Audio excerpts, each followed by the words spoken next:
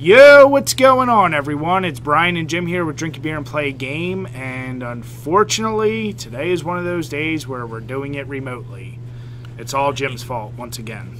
Yeah, it really is. My schedule really sucks this week, so there's no way I could really get over to Brian's. So, we're doing it old school. And this is actually interesting because we've had people, now that we've been more consistent, actually asking, where's the next podcast, and when are you guys doing it?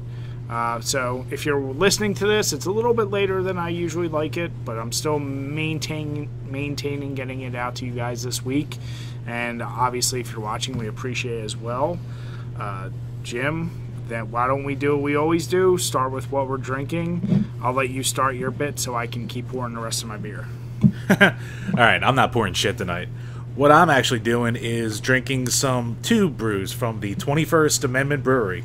So, first up is their most famous one in my mind, which is the Hell or High Watermelon. Nice little 4.9% alcohol by volume, and I have a can, so if there's any bit to read, I don't got it. Okay.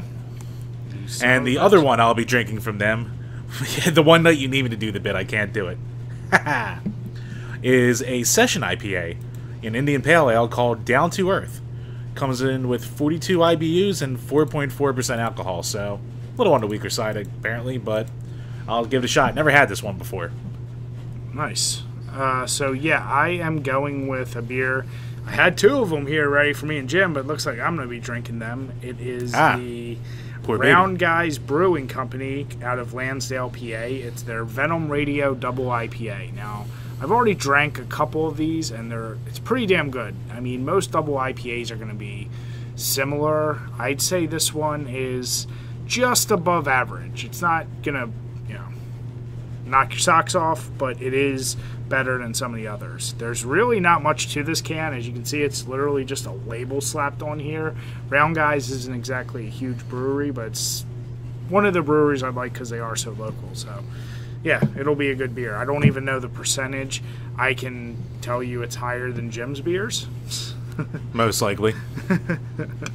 So, yeah, that's what we're having tonight. All right, so as we started on the last podcast, and we're going to continue now because it seems like our trend of this bracket is going every week, and people seem to be enjoying them. Seems to be going well. Yeah, since the last time we talked, the two brackets that have completed were the best fighting game franchise and the best PA brewery. Now, going back to who Jim and I picked, Jim, who was it you picked for the best fighting game franchise? I picked Street Fighter. All right, and Daddy picked Mortal Kombat, and wouldn't you know it, that's who won. Now, I won't rub it in too much, Jim, because in all fairness, it was pretty close. At the final stretch, it looked like we got a handful of votes that really widened the gap between Street Fighter and Mortal Kombat. But, yeah, Mortal Kombat came out on top, with Street Fighter coming in second. No shockers there, as well as 3, 4, and 5 were Tekken, Marvel vs. Capcom, and Super Smash Bros. Basically, no shock. Yeah, basically couldn't have expected it to go any other way. When it first started up, Street Fighter actually had the lead for quite a bit. But I think as more and more people did it, Mortal Kombat just slowly started etching its way up. And Jim, I'm sure that drove you crazy.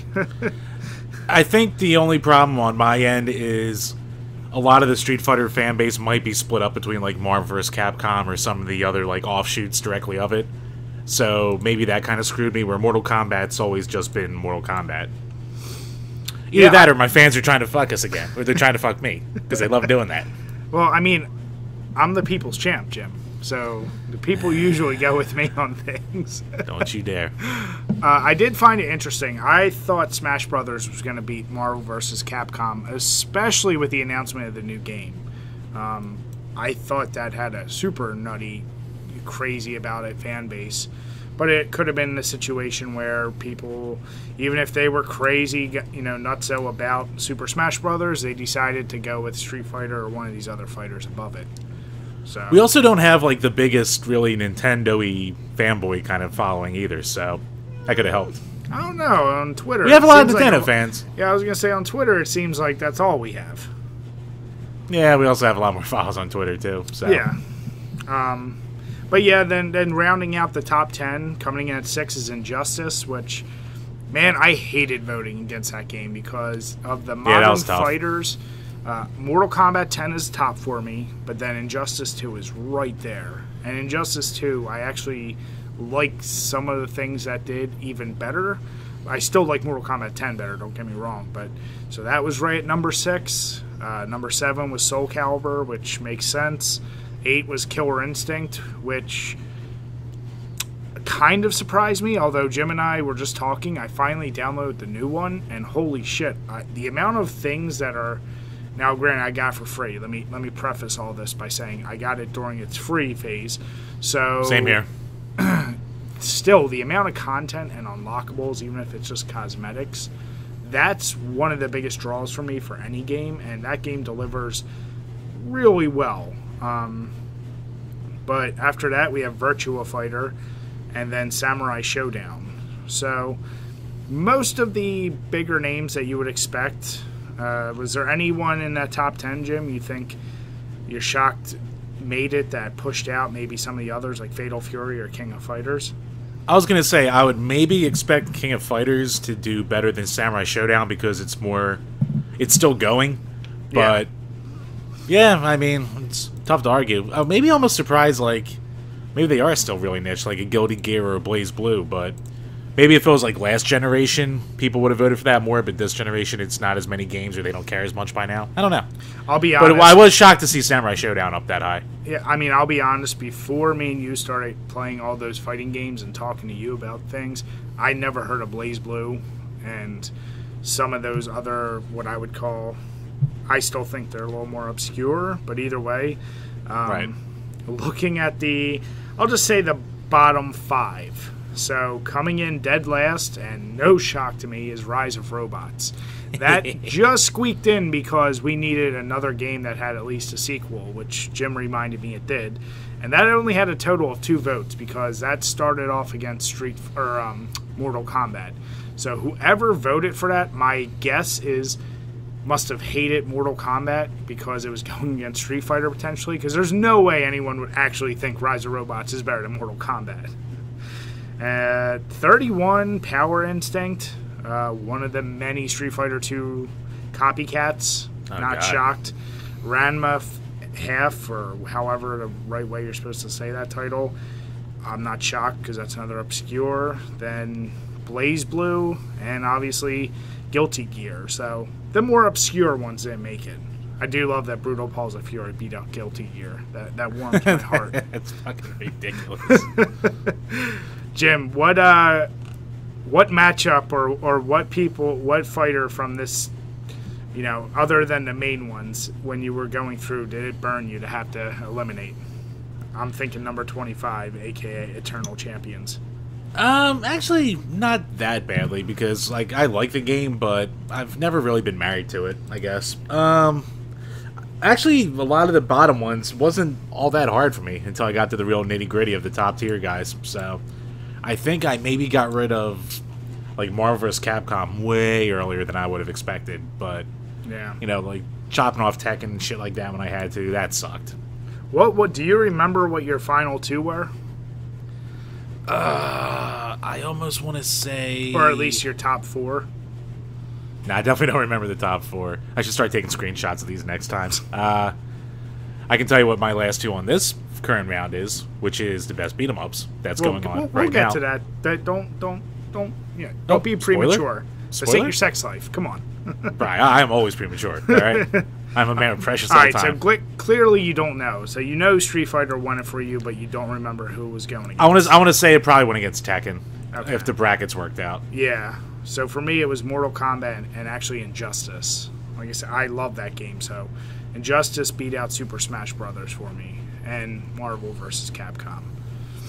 So, all right. Well, once again, guys, we had a big participation in that one. We know video game brackets are always going to be more popular. So how many votes? 2,400. Oh shit! So thank you guys. Really appreciate it. And now we'll move on to the best PA brewery bracket. Which how many votes did this get? A little more localized. This was a little over 700. So I'm actually shocked it's that high. So the one thing that really cracked me up about this one, so this garnered the most controversy, I would say. Got the most comments. Because, I might as well tell the whole story. So when we put this together, or when I put this together, the thing was I looked at all the PA breweries, and memory serves me correct, there's over 100, but I don't think it's by a wide margin. I was trying to look at ones that would be for more mass appeal, because we do have a lot of fans outside of PA, and I wanted to try to hit a brewery they might have come across. So a lot of the choices were boiled down to who's going to be the most popular and from where, and I tried to spread it out across all of PA. Now, if you're from PA or you know anything about PA beer, you know the biggest guys tend to be more south or northeast, and then there are a good handful out in like Erie and Pittsburgh. And, stop being so local, Bri. And more west. But, yeah, these guys who are, I don't even want to plug their name, but they basically were bitching, saying we have too much of a Philly bias and had some real swill makers on this list, which I don't know who they're referring to. But essentially, it turns out, I would assume Yingling and Lion's Head. Possibly. But these guys also have a podcast that only talk about beer, and they like to make fun of people from Philly who say "wooder," like basically me. So I'm because Pittsburgh has such a good accent. Yeah. Fucking so answers. I'm not shocked about that, but yeah, beer. We've said this a long time. We chose one of the craziest niches to go into, which is beer and video games, because they have two of the most hardcore fan base. And if you, God forbid, disagree or go with something that's more popular from either one, and you're not supporting the smallest, most indie, most local, you're going to be hated by the hardcores. So I think beer might be worse than games. It is, because games, it's like easier to shut people down. I feel like beer is so much more objective than even games, that it's tougher, because I can admit that when we first started, you and I were a little hateful of IPAs and certain, like the culture, but I can understand the love people have of this beer, and it takes a really long time to appreciate beer to a different level than just, what's cheap and what's going to get you drunk. So, right. Anyway, with all that put aside, so the top 10 of this, coming in first place, actually, before I do this, Jim, who did you have picked? I had Trogs. No, that was your final choice. Who did you pick when we were talking last podcast, you son of a bitch? Didn't I pick Trogs? No, you picked Yingling. Oh, I did pick Yingling, didn't damn, I always have to remember shit for him. And I had picked Yards. Been 2 weeks. Leave me alone. So, Trogs won. And I'm not shocked. Especially, I think the beer that puts that over the top is Mad Elf. And that's the beer that turned most people, if you never like craft beer, around Christmas time. It's that 11%, honey, strong, dark Belgian red ale that is really, really good. But I think that's what Trogs is most well known for. They have obviously an awesome lineup other than that beer, but I think that, followed by Victory Brewing Company, which their, I think standout beer is going to be Golden Monkey.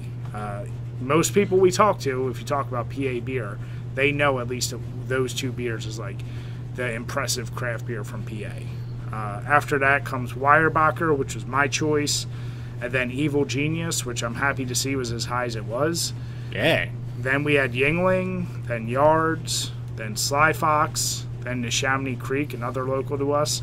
Tired Hands, which I expected to do even better, because it is one of the goddamn hardest breweries to get their releases from, and they make some goddamn delicious beers. But anyway, number 10 was Fegley's. So that surprised me a little bit, but I will guess off Rudolph alone. Yeah, Rudolph is probably one of the reasons. But once again, I couldn't tell you another one by them, to be honest. Now, as far as the bottom 5, number 32 is Susquehanna Brewing Company, which kind of shocked me because I really like their Blood Orange IPA, and I think it's called like Blood Money or something. And I can't I know I've had a lot of stuff from them. I never was blown away, but they were fine. 31 was Liquid Hero, which I've had 2 or 3 of their beers. Number 30 was Forest and Maine, which I just talked to a guy who just went there and talked me into probably going there eventually, so I got to check that out. And then 29 was Aldous Brewing Company, and 28 was Erie Brewing Company. So a lot of the middle was filled out by a lot of those Pittsburgh and Erie and the Western PA breweries. And our good old Lion Brewery, Jim, came in at number 13. So, ha! All right, respectable. Respectable for swill. Hey, that is still, for me, it'll always be, if I want to go cheap beer and drink a lot, I still go at Lion's Head or Lion's Head Light. That is your keystone. That is my keystone. And it has games. That is true. Goddamn riddles. So, we will... once again, thank you guys for voting on that, and we wanted to keep expanding our horizons for bringing in more beer-centric crowd towards these brackets and to our site, where I'm much more on average, I'd say at least 3 to 4 times a week, uploading different beer reviews, game reviews, just content. So, we know we don't make as many videos geared towards breweries, but we're trying to, keep you guys involved, because we do have some projects in the future that will involve beer a lot more. That's all I'll say. Beer's tough to make videos about outside of, you pour it in and this is what it looks like. Yeah, and I still have brew reviews coming along the way, but once again, it's the number of times during video game reviews when we say you just got to play to know what we're talking about with the control. Like, we can try our best to describe it, but beer is really, you got to try it. There's only a very small vocabulary of words that people usually use when describing a beer, because that's like what people will understand. But until you try it, you're not gonna. It doesn't translate as well. We can only say effervescent so much. Yes. Visceral, boots on the ground, Jim. God. So as far as the new brackets that are up, the one that is currently going until this Sunday, and when you see this video, it will probably only have a day or 2 left. But the best side-scrolling beat-em-up, and this one is already up to about 2,400 votes, so it's doing pretty damn good.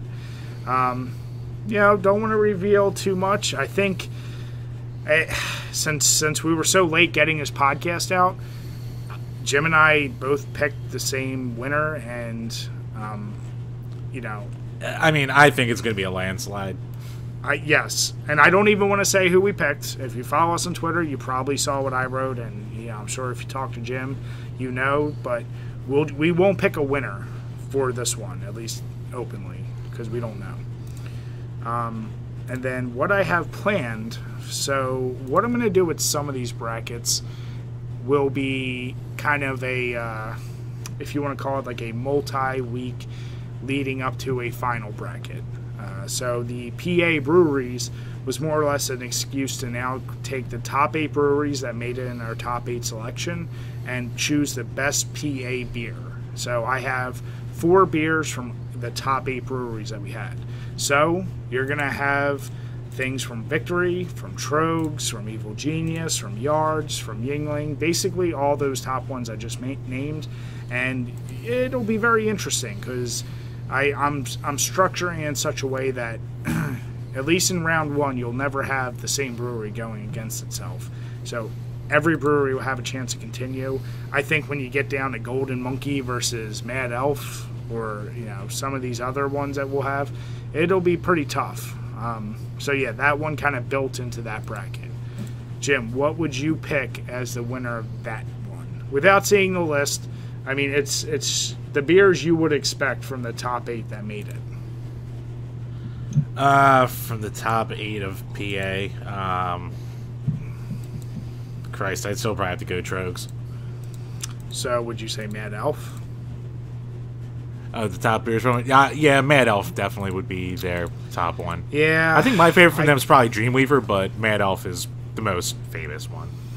Yeah, You know, unfortunately, I think we might have to agree. I mean, I can say Golden Monkey from Victory to keep it different, but since we can't pick both topics, we'll leave it at we're not choosing for the loser brew because technically I'm the only one who picked the true winner this past week. I know. I do have a loser brew coming to me next time we meet up. So yeah, and I don't yet want to reveal what the new brackets will be for the video game, but suffice it to say, I have some very interesting ideas. Jim and I have been talking, and yeah, just keep checking in every Monday and keep going to us on Twitter or to the website itself. There'll always be a new bracket, so we always love the amount of participation we be getting for these things, guys. And yeah. And I've actually been leaving the brackets as our pinned tweet for the week going on, so if you ever wonder or, you know, think you missed whatever the bracket is, just check out our main Twitter page, look at the pinned tweet, and it'll be there. All right. So it hasn't seemed to be hurting our video game reviews to not have them pinned, so it seems to be working. Twitter. Makes as much goddamn sense as YouTube. All right, Jim, so you posted this first topic for the beer and our old buddies at Stone's. Stone always seems to find a way. So, yeah, this isn't about their lawsuit this time. Even though vaguely the lawsuit brought my attention to it. So, how I found this article comes to us from a Twitter account called BrewStuds and their website wearebrewstuds.com. And the tweet in question, I don't have it up in front of me, but it was basically along the lines of, it has a picture of, what's his name, Greg Koch, who's the spokesman and like one of the founders of Stone, and they're like, oh, I bet he's going to have the same look on his face when he wins his lawsuit, which I might say at this point this might be a trigger for me, because of course I had to respond going, I wouldn't be so sure about that. So these guys are big, just like screw big beer, little guy all the way, kind of guys. We always loved craft brew, even before we ever took a sip of thinking about beer. So, basically, I'll give you an idea of the article that they wrote. So, the title of it is Stone's Tap Room Opening in Shanghai Completes Global Craft Beer Trifecta. So, here's the first paragraph, just to give you a little context. With wind in its sails, a whole lot of grit, and ZERO big beer investment, Stone Brewing marks an expansion milestone for U.S. craft beer this week. America's 8th largest craft brewery opened 3 first-class craft beer destinations on 3 continents over 3 consecutive months. Thank you, Jim. So, yeah, so basically, long story short, they have 3 tap rooms. One's in Shanghai, which is like 3,200 square feet bar and restaurant, so that's pretty decent size. And then they have one in Napa in California, and that's 9,500 square feet, which is pretty goddamn gigantic. And then they have one in Germany, in Berlin, which is like 1,000 square foot. So that's like, I don't know, barely bigger than a mall kiosk. But yeah, they're all over the world in theory, and they do talk a little bit about how they have like, they revolutionized this cold beer delivery system to make sure the beer is fresh for wherever it goes in the world. Blah, blah, blah, blah, blah, blah, blah.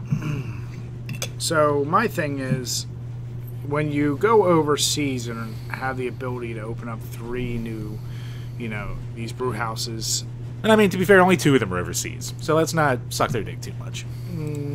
Doesn't it say Shanghai? Shanghai, Berlin, and then the one in California. Okay, so still 2 overseas. That's not terrible. No, for a craft brewery, that's really what good. I'm getting at. So, I'm looking it up right now, and obviously, like everything else with beers, definitions are very loosely tied, but the official Brewers Association defines American craft brewers as small, independent, and traditional.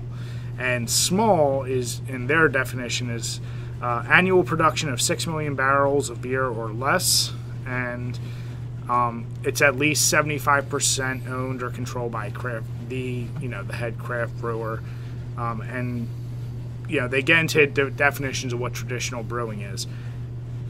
maybe this guy, and he still owns it, but I have to imagine these guys are pumping out a lot more than 6 million barrels of beer if they're having 2 international, breweries opened up. Just my thought. And I think it's funny because they are so anti-big guy, but they're becoming the big guy. So it's like, how long can you keep holding up that flag? I'm just saying. How dare you, sir? I'm just saying. How long can you fight the good fight? It's like someone like bitching about the rich, and then you win the lottery, and then you still try and bitch about the rich. You can't do that. Right, you will not besmirch the good name of our Lord and Savior Grey Coke like that. Damn it, Jim. So yeah, let us know what you guys think below. I mean, overall, it is a good thing for craft beer to see that it's getting this popular and it's able to expand like this. Like, it's impressive. Because you said 10 years ago that anything but, say, Sam Adams would be, all around the world. I'd say, no one drinks that shit. So yeah. No, it's good for craft brewers to see where the potential could go. I think craft brewing scene could be almost compared to the YouTube scene, where it was crazy to think someone could make money off of doing videos. And now all these breweries where guys started in their house, then their garage, then went to a warehouse, are able to build these, franchises, if you will, and these crazy huge brewing companies, just with nothing more than hopes and dreams to make it big. So I think it's awesome, and for all the shit we give him, it is cool. I just hope he stays out of the news with this bitching. That's it. That's all. Yeah, I would be interested to see. I was actually looking up for this podcast if there were any updates about the lawsuit, and there's really not that much right now. Yeah, I think actually Miller tried to do a move to dismissal, which is kind of standard. Just just pay him out or do what you gotta do and get him moved. Yeah, what I didn't know is that Miller Coors, or not Miller Coors, whoever it is, they tried to trademark the name Stones back in 2007, and they got denied. And the reason for that was because of the guy at the patent or the trademark office said this could create brand confusion. So if there's anything in this whole lawsuit that could be possibly legit enough, evidence-wise for them, I still think it's bullshit. But it would be the fact that they have the patent office or the trademark office saying that this could cause confusion. So Jim, that could be a feather in their cap. Was it like those scumbags? Who were those YouTubers that tried to patent so-and-so, the React videos? Oh, the Fine Brothers. Yeah. That was funny. Jackasses. That was a good 2 years ago. Yeah. Just reminded me of that. So yeah, but that blew up in their face something nice, but oh wait, no, they still have 15 million subs. They just lost about 30% of their subs, and they're still fine. And they gained them all back in a month. Yeah. So, no, that's cool though. If anybody listening, whether it's on iTunes or YouTube or however, if you have any beer topics that seem interesting and you want to send it to us, email us or just tweet at us. Any way you can get a hold of us. We love seeing this kind of shit. Yeah, it's tough to find interesting beer articles because how many of them are outside the realm of, oh, this brewery introduces this new beer now? He really cares. Yeah. So, all right. Now, continuing with our old bits, as Jim likes to say, which is better? And I'll probably answer this first. Give Jim a little time to breathe on it. But as I put together the top beat-em-ups, I think one of the easy ones to compare is Double Dragon and Battletoads, since they had a game together. And, they're both... Double Dragon obviously came out first. Battletoads, it's tough to say which one's arguably better or worse, but for me personally, I go Double Dragon all day because, for one, although Battletoads, I think, has a deeper game mechanics, the annoying-ass racing levels, the scaling down walls, all the crazy hits and stuff, and that, if you want to call it, I don't even know what the view is, the point-of-view camera from the boss where you throw shit at them. That clearly had better game mechanics and more varied game mechanics, but Double Dragon, man, that just when you think of the early beat 'em ups and what kind of like, I look at that as like the Street Fighter 2 of beat 'em ups, which developed the whole way of how you move forward, picking up weapons, getting close, throw someone, have a special move, and even when you do a special move, it can hurt you. And I know it spawned a ton of different sequels, and one sequel it spawned that Jim and I had planned to talk about but hadn't got to yet was their fighting game, which we actually enjoyed more than most people did. It gets shit on a lot.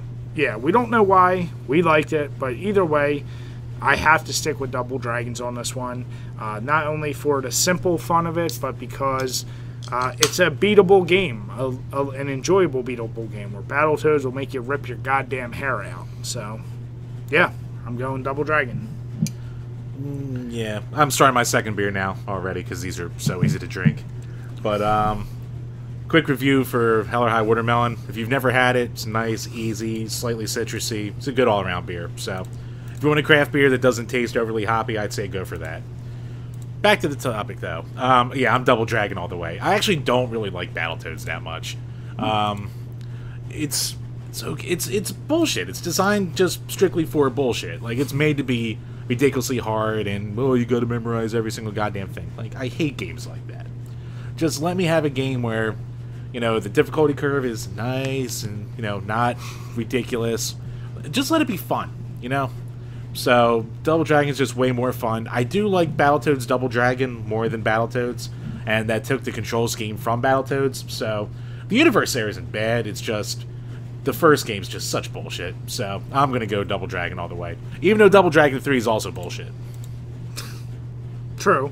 Alright, well, I didn't realize we'd be unanimous on this one, but we'd love to hear from you guys, whether you choose Double Dragon or Battletoads. Definitely want to hear from Battletoads people to hear the argument for it. And like I said, I think I gave enough props and recognized I respect the level of those additional mechanics they gave, but it's not enough for me to enjoy it, to Jim's point. I want to have more fun with the game than have a challenge that seems just out of this world ridiculous. So let us know what you think below, guys. Yep, definitely. So this ties right into Overrated, Underrated. And you might already know at least Jim's opinion for Battletoads. I was thinking about this one, and I've only seen people absolutely love it or absolutely hate it. I myself am someone who's right in the middle, because I might agree with a lot of Jim's points. I still love the sound of the game. I love the look of the game. I love the actual mechanics. Probably starting with that racing level is where I get really annoyed, but before that point, there's something so satisfying about, like, punch, and then you get the big fist, or you hit the boot and you just boot the motherfucker off the screen. Those things I really, really enjoy. So when I'm having fun with the game, I'm having a ton of fun. But when I'm getting angry, it's a whole nother thing. So for me, oh man, I want to say it's actually underrated. And the only reason I'm saying it's underrated is because the game can get overlooked all the time, and its sequels, because of how hard it is. If you are willing to stick through it and beat it, which I think I beat it once long ago, and I'm never even going to try to attempt that shit again, but it is so impressive, all the things that game did, and I'm actually shocked more games didn't take ideas off of it. Although one of the games we'll be reviewing soon did have a similar level where you're sliding down the elevator shaft and jumping back and forth. So some games did adopt it, but I'm going underrated because it did introduce a lot of new things, and it also introduced was it the first game to do that style, that like X-Men, or not X-Men, TMNT and some of the other beat 'em ups where you throw something towards a screen, or were they all kind of doing that at the same time? No, I think Battletoads might have been one of the first to do that. Yeah, so that was unique enough. So I'm going underrated just for those reasons. Yeah, I'm gonna go underrated as well. Stop agreeing with me, bitch. I'm just joking with you. Fuck this game. It's overrated as hell. The later games I'll say are underrated because when people talk Battletoads, people barely talk about either the Genesis port or Battletoads and Battlemaniacs or Battletoads Double Dragon. It's always about that first game. So, As an overall series, I'd probably say underrated, but the first game's... I completed what I was saying. Okay. All right, so next up, this is all you. Once again, you put it up there. Yeah, this actually got posted today, as of this recording, which is the 8th of August. Oh my God, Paradise. We're so topical. Probably should we talk about that IGN reviewer guy? Maybe. Yeah, he's a dick. Damn it. So, well, so much for that topic. But yeah, Emmy Paradise, they wrote a pretty long statement basically saying that they're shutting down the ROMs hosting section of their page. So for those who don't know, Emmy Paradise was that was one of those big emulator sites where, kind of like with cool-ass ROMs that... You mean cool ROMs? Cool ROMs, yeah. Oops. But yeah, cool ROMs, where outside of like straight BitTorrenting, these are some of the websites that you would go to pick up your ROMs of old games. And I think they're still going to keep some of their emulators on there. And as of right now, I believe they still have their PS2 ROMs up and shit like that. But they took down all their Nintendo crap. Because Nintendo right now is famously going after all the ROM hosting sites to get their crap taken down. Or they're threatening legal action to shut down the websites. So, without going too much into the detail of the article, they basically said, we have too many people invested who we don't want to, risk their livelihoods over this. So we're taking it down. We're going to keep it almost like a forum page, which, if that's the case, no one's going to go to this site anymore. No.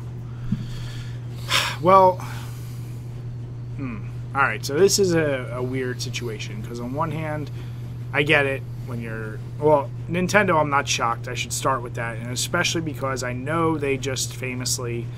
We're really cracking down on that jackass who was selling, was it the Super NES Classic or NES Classic with like all the ROMs on it, or he was basically selling that and modified Switches or Wii U's with the actual SD card with all the ROMs on it. So I've said a gazillion times. If you want to emulate, I don't see any issue.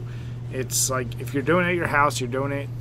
Emulation can lead to you actually purchasing a game more likely than not. For the people who do the bulk downloads of like 7,000, like every game ever, you're not going to play them all. And, if your intention is to distribute them, then that's a shitty thing to do. And you should be stopped from trying to sell them because that's bullshit. But for systems like... basically anything, even up to the Xbox generation, if you want to emulate, those companies that made those games aren't losing money by people emulating now, because you don't even get money on the resale that go to old video game stores or GameStop or wherever. So unless you're buying it directly from them, they're not losing money. And once again, I think it's a great way to introduce. But I guess maybe there's just been a rise in these assholes who are trying to pirate all these ROMs into a single emulation unit, and they're trying to stop that. But I think EMU Paradise will go bye-byes because why else are you gonna go to their site if they don't have the ROMs? Just my thought. Nintendo can suck my goddamn ass. Here, I'm imagining the board of directors over there all just look like Lars Ulrich in 1999, just with like Shigeru Miyamoto's face on it. People who are going to steal are going to steal no matter what. Yeah. So shutting down the sites isn't going to stop it because there's a billion other spots to get it. Sure, torrents are a little more spicy because, viruses and shit like that. But I downloaded all my torrents like 10 years ago. So I don't really care that this is going away. But it's still a crap thing to do because Nintendo are greedy assholes, and they know that they can resell their 30-year-old games and package like 20 of them in a stupid plastic fake-ass Raspberry Pi for $80, and assholes are going to buy it up. Yeah. So, besides the fact, like I bitched about before, they've had 4 consoles with virtual consoles and eShops that never talk to each other, so they just want you to rebuy the same shit again and again and again. Now, I get it. Emulators in general are illegal, and especially selling emulators and ROMs is illegal. But at the end of the day, go fuck yourself, Nintendo. You and your goddamn YouTube rules and your stupid emulation practices and your goddamn internet mindset from 1994, get with the friggin' times. Yeah, I believe this will have the reverse effect, because if you get rid of something like EMU Paradise, which that cool ROMs, like Jim pointed out, if I didn't download them years ago as a torrent and I need like a quick ROM, I go to those sites. Yeah. If those don't become available, I might consider actually trying to find someone who's willing to sell me bulk ROMs now, because I don't want to go torrents, because I don't want to get a virus or whatever the case may be. So I think you're going to force the black market worse, just like the prohibition with alcohol, just like all these other things. You're going to have a backlash, and people like Jim and me who are getting pissed off with Nintendo, we're going to be less likely to support you in other arenas. You know, if it might not be a huge margin, but if enough people are aggravated with how you act as a company on stupid issues like this, then new consoles, new games, yeah, it might be less likely. I know I don't care quite enough, but I'm like almost there where it's not helping my case for wanting to go out and buy a Switch. Let's put it that way. Like when they're being this shitty about stuff, I'm like, yeah, I'll wait and buy a used one from somebody else so Nintendo doesn't directly get my money. So it's little things like that that go a long way. And I think, like most things we see with these lawmakers, and you know, I can understand protecting your property, but shit that's been out there forever, whatever. So I would love to hear anyone who's in full support and thinks that EMU should be no longer hosting ROMs. Basically the opposite of our opinion, that it's bullshit. So yeah. Let us know what you guys think below. Speaking of Nintendo, Jim, you also posted the Switch game worldwide sales, and I just looked at it. It was at what, 20 million? Yeah. Oh, what, for the console? Probably about that right now, which is crazy given it's only been out for a year and a half. But these are the game sales as of June 30th. So, number 1, Super Mario Odyssey with little over 11 million sold. Next up, Mario Kart 8 Deluxe, which was a launch title with 10.4, let's say, give or take. After that's Breath of the Wild with 9 1/3, followed by Splatoon 2 with 6 2/3, and then somehow 1-2 Switch. So that surprised me. Yeah. With 2 well, basically almost everything 2.5 million. after that is and the big I guess drop being a off launch into title and there were smaller like no games besides Breath of the Wild, I guess people wanted something to play, so they bought that piece of crap. Then next is ARMS with a little over 2 million, Kirby Star Allies with just under 2 million, then Xenoblade 2 with 1.4, nearly 1.5 by now. Donkey Kong Tropical Freeze, which is a Wii U game that they ported once again, with 1.4. And Mario Tennis Ace with 1.38. Yeah, and the rest, yeah, like I said, basically after that 1-2 Switch, it was such a drop-off. It is what it is. Even from Splatoon 2 to 1-2 Switch is a huge drop-off. So, I'm admittedly terrible for being so hardcore into video games and doing channel and whatnot. I'm terrible with recognizing what's a great number and what's a bad number. My best ideas when I think of impressive numbers would be, what was like the game sales of like Call of Duties at their prime? Because I feel like those numbers were significantly higher, unless I'm off, and I could be off. They were probably higher, and that was also a pretty big fad too for a couple years. So sure, but no, I mean, the Switch is kind of a fad. Yeah, no, the Switch is absolutely. I mean, it's a great piece of tech. I love my Switch. I know people do love it, and I will admittedly get one because I do want to play Breath of the Wild. I do. Right now, it's a Wii with games. That's what it is. But I'm gonna wait for it a little cheap because the Wii and the Wii U. I mean, the Wii was the ultimate fad because you could have your grandma play bowling with you. But Wii U was useless, and I know the 3 people that are gonna agree that it's still a good one. Okay, but the Switch for sure is. You know, it's their lightning in a bottle for now, because the next console will not live up to the hype, and if Nintendo does what it typically does, it'll be a miss, because they'll delay the shit out of the next Zelda game, they'll delay the shit out of the next Mario game. Maybe that system will get the new Metroid, who knows? But, yeah, I think these sale numbers, it's like, people shouldn't be shocked. And I hate when these writers are like, Nintendo's still alive. Nobody said Nintendo's dead, but people are complaining about the other issues with Nintendo. And Nintendo is still antiquated into just relying on those first-party titles. I think the biggest title to come out of the Switch and even the Wii U was Splatoon. Other than that, what's the latest new first-person title or first-party title that they've actually developed? So as long as they have those first-party titles, they're always going to be relevant. They're never going to be like... They're never going to go the Sega route and go completely bust. So, yeah, it's kind of like silly to keep reporting on it, but... Yeah, I mean, there were people who were saying Nintendo's done during the Wii U era, but even then, the 3DS was still selling like 60 million units, so they were never hurting. Yeah. And then they had Amiibos and Pokemon Go and Mario Runner and all that shit, so they're fine. They're not going away anytime soon. And especially with the Switch's success, they are good to go. They're good, but like I said, I'll bet you that the next console is much more of a bust. You know what? It could be. It really just depends on the marketing. That's what the Switch shows you. It's, again, an underpowered, like 2 generations behind hardware thing, but it fills a niche and they had the right marketing, so it's selling like gangbusters. Yeah, but, I mean, I don't know. To me, I look at, so NES, crazy popular. Super NES, as crazy popular. And 64, crazy popular. GameCube took a bit of a hit on those guys.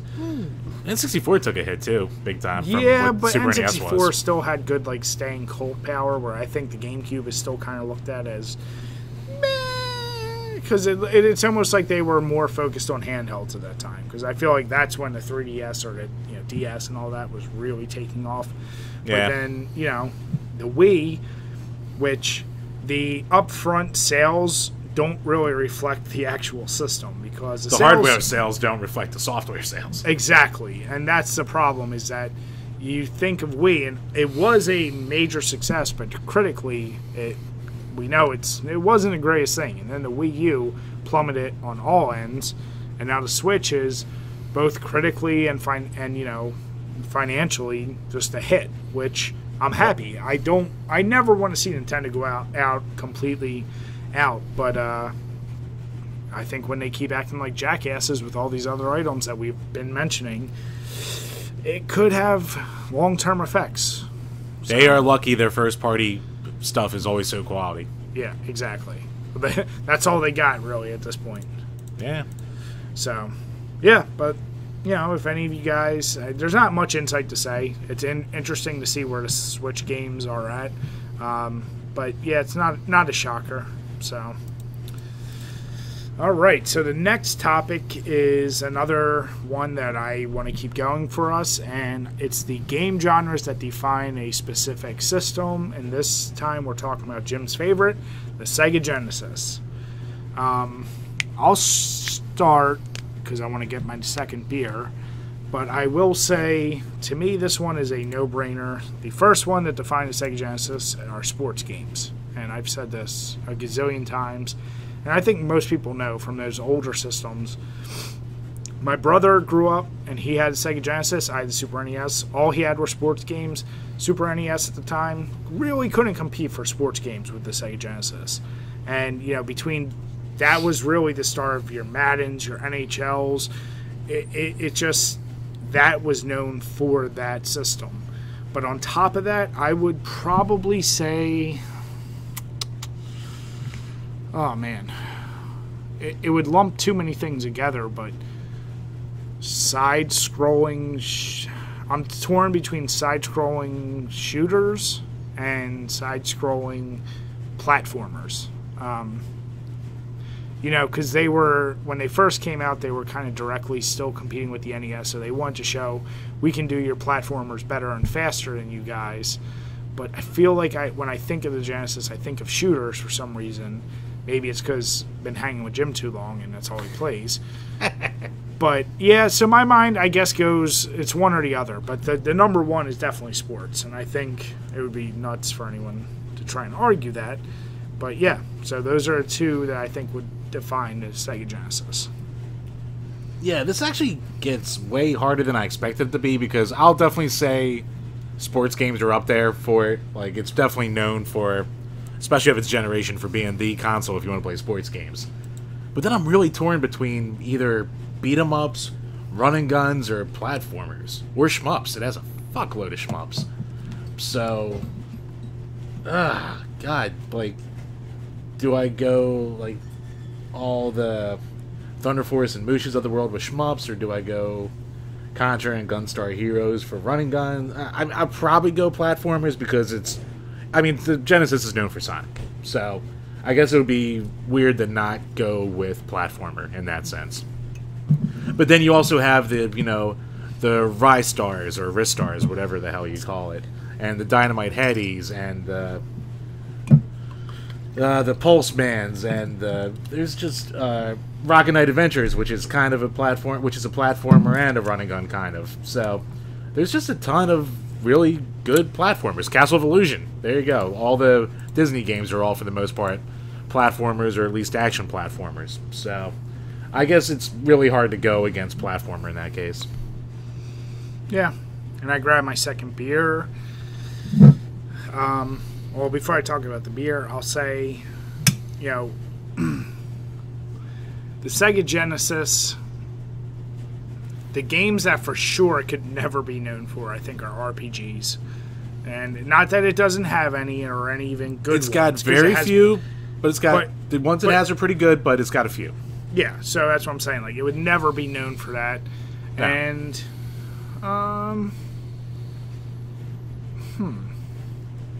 well, I'll just leave it at that. Like, I don't know. I can't think of another genre that for sure you would say it's not known for. But RPG is the only weak suit, really, with the Genesis that I can think of. I mean, other than the fact that Super NES is better, as voted by our fans. But anyway, that's neither here nor there, Jim. Too many of those Twitter people getting in there. Jim, did you prefer peanut butter or almond butter with that jelly? No, but we want to hear what you guys think. I would love for someone to really argue against, no, not sports games, because you got to keep in context with when it came out, what other systems were doing, and yeah, so let us know what you think of that below.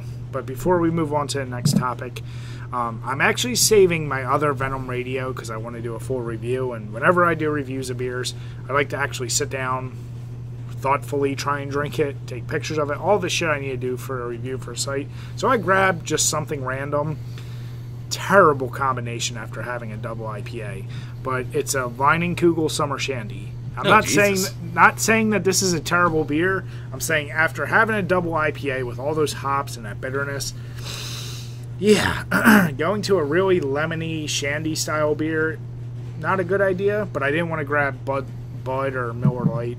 So, yeah, all my other beers are beers I have to review. But I will say good news is this gave me a good idea for a loser brew I'm going to give Jim. So, Jim, you can expect a summer shandy mixed with something. Oh, good. And anybody listening who wants to give me any tips or thoughts on loser brews to feed Jim, because I'm sure he'll lose in the future.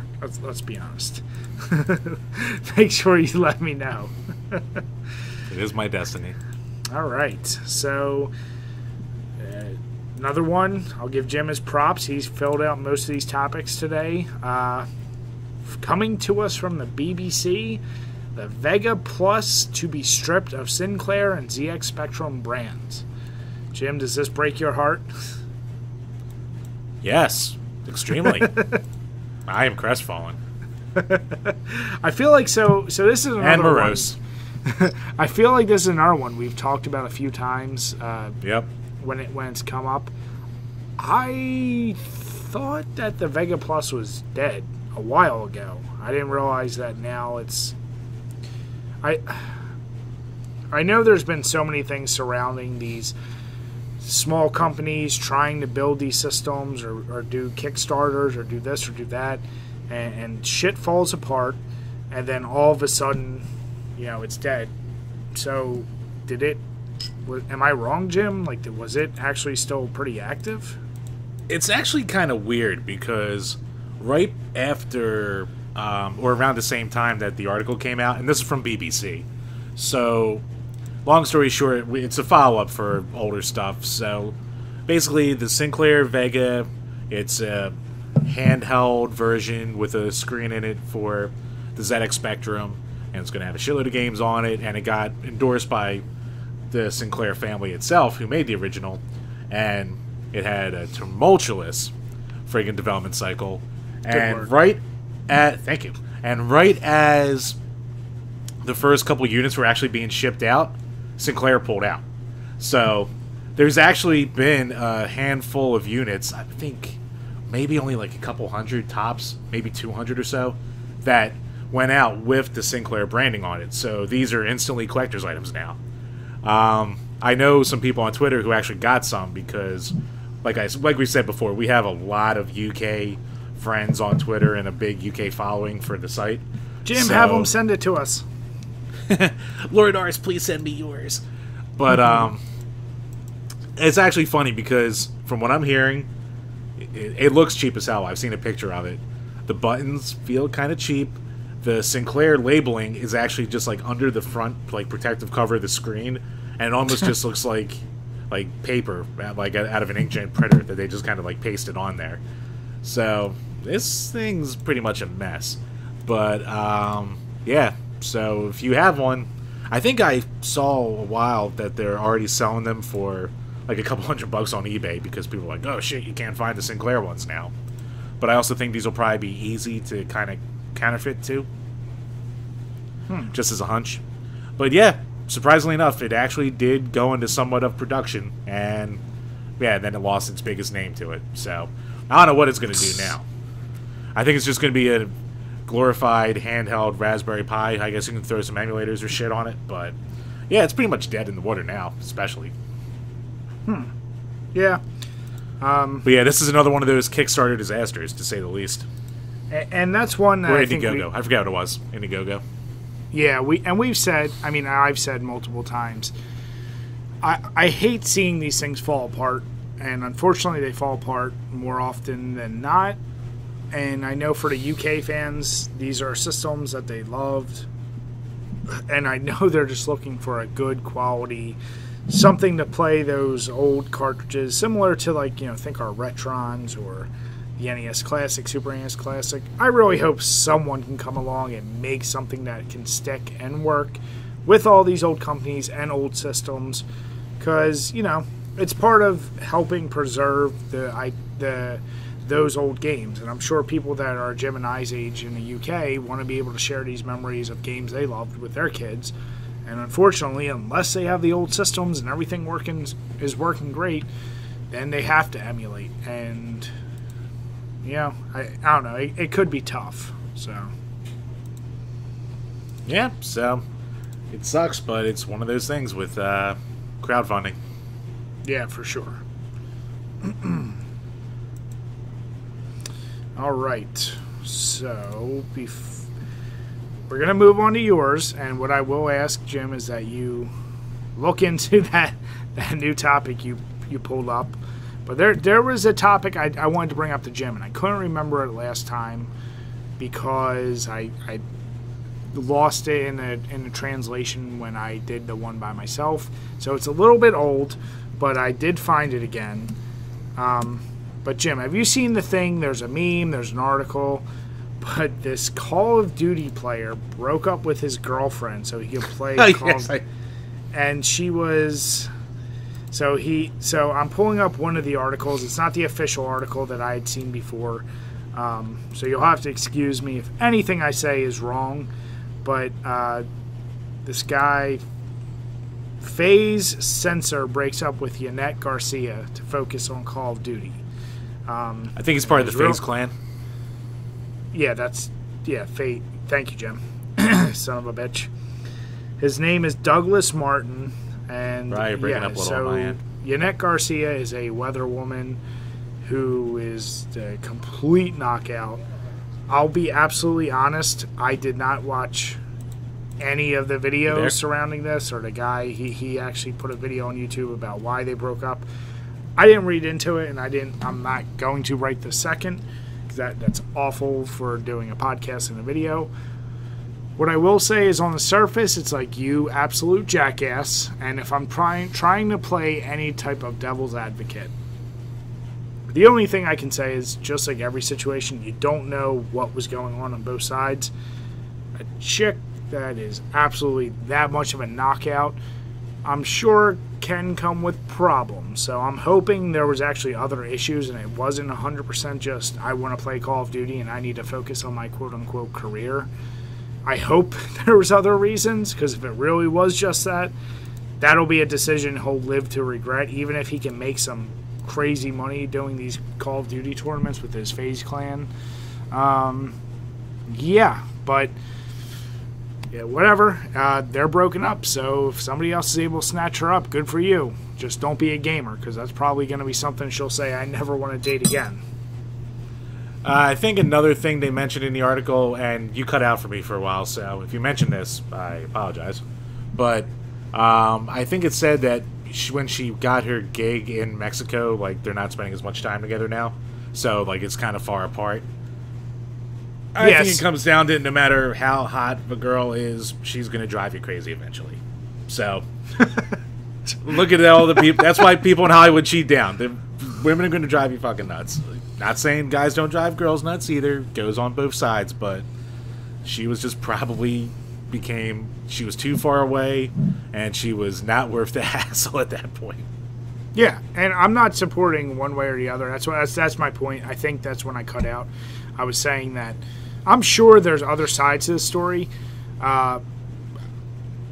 It's a very attractive thing to write. You know, a guy breaks up with super hot weather girl because he wants to play games. Of course, that's going to be the title. Total clickbait. Yeah, but to Jim's point, like, you know, people assume that because you're dating a chick like that, everything in the relationship is absolutely perfect. And just like a chick who would date, you know, I don't know, fucking Thor from Marvel, you would think everything could be perfect. People are still, they got attitudes. They take dirty shits. You know, there's all types of things that can bother the hell out of you. I just said, and I don't know if I cut out when you were there, Jim, I said if he only did it for Call of Duty, but it sounds like it's not, there were other issues, he would regret it. But, yeah, on one hand, you got to commend someone who wants to focus on a career, and gee, if that was too much of a distraction, okay, then he has better willpower than me, because if it wasn't an issue of just her being far and other issues, I don't think I would have broken up with her. But, yeah. Yeah, she was probably just a pain in the ass. So I just needed to throw that little thing in there because, like I said, we're not married at all. Jim, you're so angry since getting married. No. I'm angry in general. I've always been angry. Your anger level has tripled. Nah. Mm-hmm. All right, so tell me about this wacky item that you put up, the game handler joystick for the NES, because when I googled that, I'll tell you right now, all I get is the actual pictures of the, what is it called, the NES gamepad, or... Yeah, so basically what it is it is a one-handed controller for the NES. Another one of the... okay, so like the PC things, right? Like the joysticks? Yeah, it looks like a flight stick, really. Okay. And we'll put a picture up there, and yeah, it's cool. I mean, I guess in one way it's, you know, almost handicap gaming, helping before that was even really a thing these days with like better technology. I have no idea how it plays. I have no idea if it works well, if it's comfortable, but you know, it's a simple enough controller that I think you'd be able to pull it off. Yeah, unless you want to play Top Gun. Yeah, I don't know what it's going to be built for otherwise. Unless it would be perfect for Top Gun. Exactly. I mean, yeah, looking at it, yeah, it's goofy looking. Like, if you look at the more close-up pictures, like, it's got triggers all over the sides, and I don't even see... Is it like a light gun kind of control thing, or does it, like, pivot? Like I said, you're going to have to send me the picture, because I couldn't find it, but, yeah, we'll put it up there. Once again, it's always fascinating to me. I'm sure there's everything that you can think of that could have been released for Nintendo was by one thing or another. And my camera just died. So, Jim, you're going to have to talk just a little bit. Yeah, I mean, I'm looking at pictures of it here, and I guess to give you a little sense, it came from IMS Control, which I've never heard of until now. It was licensed. It was an officially licensed product. And, yeah, it's basically saying, Game Handler lets you revive the investment you have in games now. Later, you can expand Game Handler to work with on the Super NES. So, apparently it was also with the idea of being on the Super NES. So that's kind of different. And then it has some of the most 90s friggin' advertisements ever. So it's saying, like, Cowabunga, dude, here's an awesome trick for Teenage Mutant Ninja Turtles 2 from Ultra. Again, only with the Game Handler controller can you hyperwarp. Actually disappear and reappear around the screen. When you push your jump button on the Game Handler, quickly flick your wrist right or left. This is helpful when the bad guys surround you on the higher levels. So, yeah, I guess, yeah, with Super Mario Bros. 1, you can tip your Game Handler upside down and see if you can beat the game running backwards. So it must have like a little gyroscope in it to kind of determine if you're going forwards or backwards. Which I would guess in a platformer would make it a little bit tough for exact jumping, and I don't know how responsive the buttons are. But, yeah, I mean, it looks like a fun little thing to try out. It would make for a great drinking game, but apparently it's like really rare. So Jim, spend all your money. No, I spend my money on enough shit. That is true. Alright. So, yeah, guys, keep sending us shit for wacky little old retro items. I always find it fascinating, and if you're someone who actually owns any of this shit and you ever wanted to send this to us for a review, let us try it out. Yeah. Maybe we'll do a drinking game. Maybe we'll have some fun. Jim will do the truffle shuffle. Who Why knows? am I talking Jewish? No, I will not do the truffle shuffle. He'll do truffle shuffle. What's the deal? All right, I'll tell you what. If you send us what was that goddamn system? A Vectrex. Jim will do the truffle shuffle. I might. He will. A working one. I promise he will. If you send us a working Vectrex, he'll do a truffle shuffle. Jim, you know we're going to get like 3. You know what? That's a gold mine right there. That's worth my dignity. What little I have left. All right. So, what will probably have to be a last topic for tonight. Yeah. This is one that Jim just put up, but it's something I did want us to get to anyway. Friday the 13th, the video game, was forced to stop all DLC. And, oh man, so this is one that definitely affects me even more than Jim. So we both have the game, but I still play Friday the 13th a lot. I've been a big proponent for that game since it came out. When it first came out, it was still it needed a lot more, because what you paid for you weren't getting, and there was issues with servers and this and that. But I'll say from the time they released that game last year until now, holy shit, the amount of content they've added. They've added these random virtual cabins which have a ton of Easter eggs. They've added a single player mode. They've added the ability to just play against other, like as Jason against other bots. They've added these single player. It's not a campaign, but it's a challenge mode, if you will. So there's a lot more reason to play the game. And the development team has always amazed me at how much they're willing to respond to people on Twitter, on this and that, when people are writing in about issues.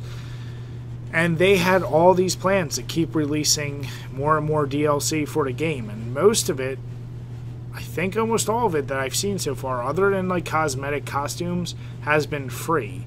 So one of the things they've done since then, not only to the other gameplay mechanics I've mentioned, but they've added Jason from part 5, which was, the copycat Jason, not the real guy.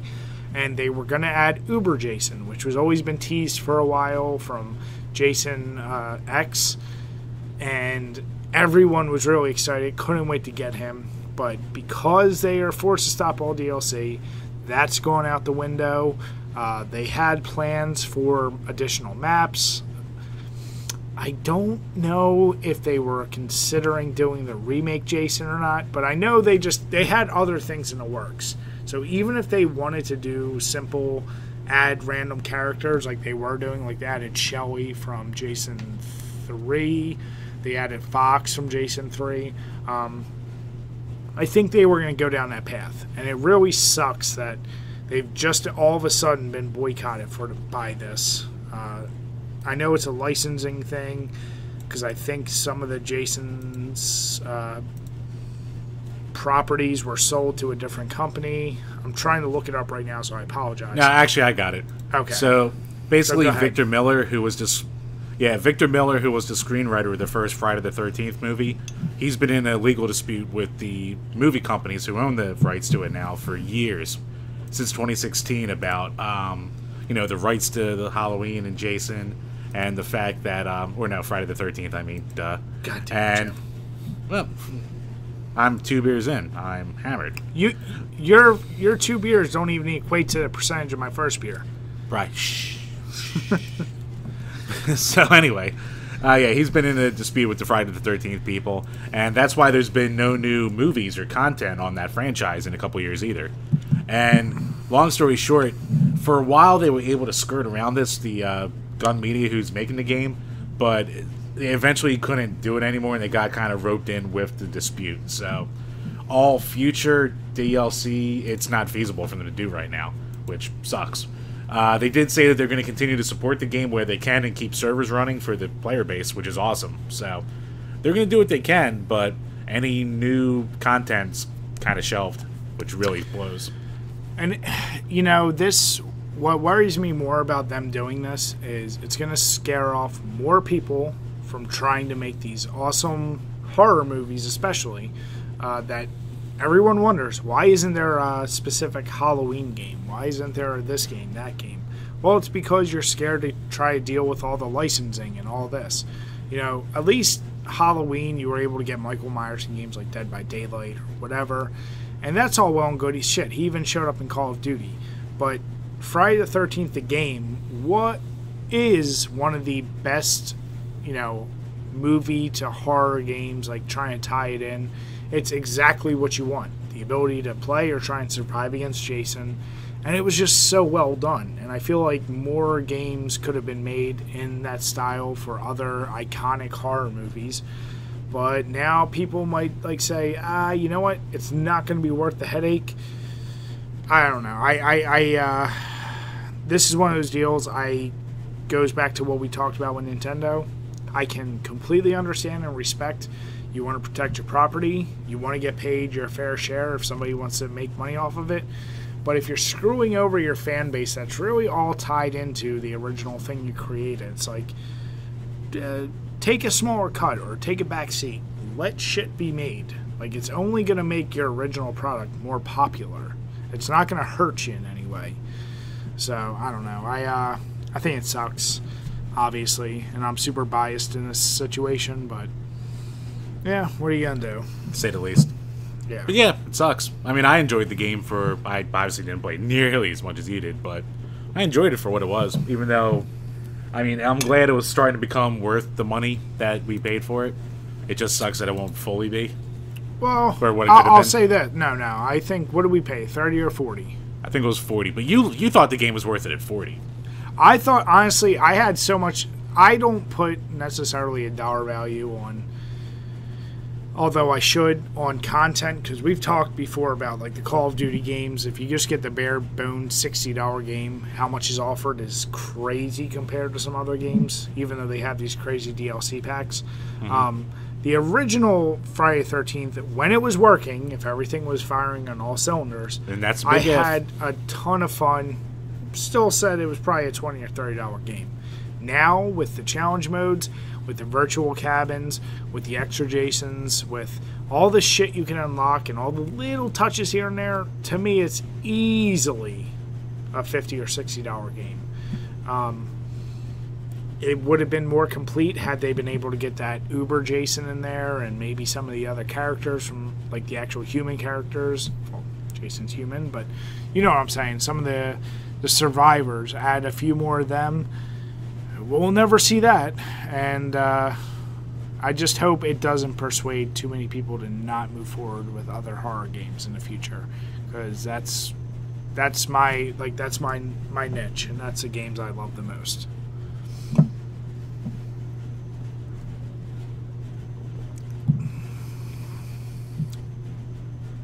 Yeah, and people, I mean, it's like, what's going to be the point for them to do it? I mean, there's still plenty of movie games that are tied to the biggest studios. Like, there's tons of tie-ins directly with Marvel movies that were like, but they all usually end up terrible.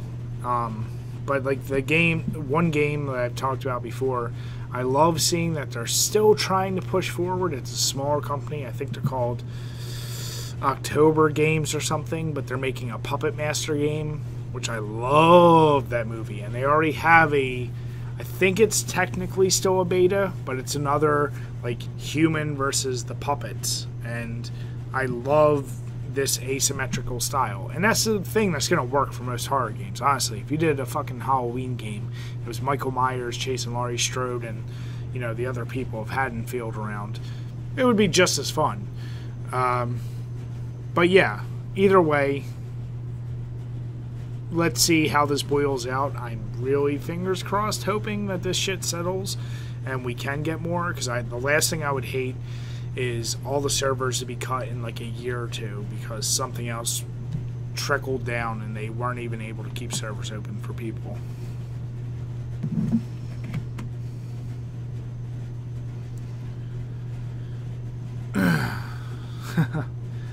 Okay, so just got a text from Jim. He says my laptop just fucking crashed and he's gonna see if he lost all that. So I'll probably just sit here and wrap it up, and I'm gonna say this is what Jim gets for not making his ass over here and sitting right here and drinking beer. But I always appreciate you guys. You know, you listen on iTunes, you watch us on YouTube, you go to our site, however you do. Really appreciate it. So I'll wrap up this Power Hour by just saying Venom Radio, if you can find it, you should definitely try it. Summer Shandy, drink it. If you didn't just drink a double IPA and summer and it's hot and you want to try a like lemonade style beer or lemon flavored beer. But other than that, guys, have a good night and cheers.